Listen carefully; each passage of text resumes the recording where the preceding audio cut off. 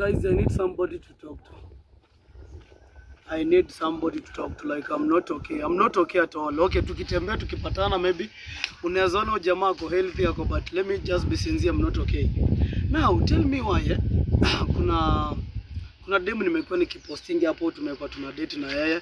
Imebidi sasa mimi niongee. Mimi sikuangi mtu wa kuanika mtu, but imebidi sasa niongee, at least maybe naweza saidika in one way or the other. Okay? Kwa demu kila mtu alikuwa anamjua. Sitaki kumtaja hapa kwa video cause nilikuwa nampostingi. Kuna sometimes hata amekuwa akiingia live yangu. So huyo demu kuna venye kulienda, unajua vitu ni kujaribu. Kuna venye kulienda, mambo ikakataa, ikabidi tumeapart. Unaona?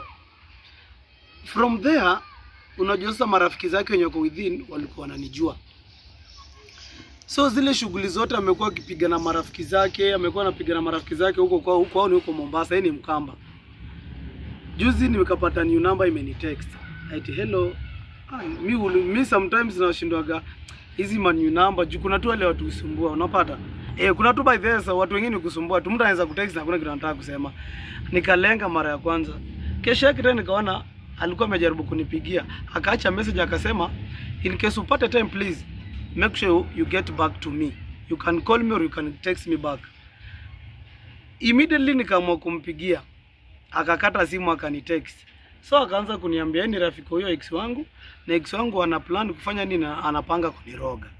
Napata? I was like, hey, what the fuck? Nikamuuliza uko sure? Akanitumia mpaka ma evidence, unapata? Alinitumia evidence yenye ilikuwa ni sasa huyo mchawi mwenye ex wangu alitaka anipeleke huko. Huyu dem ndiye alikuwa anajuana na huyo mchawi.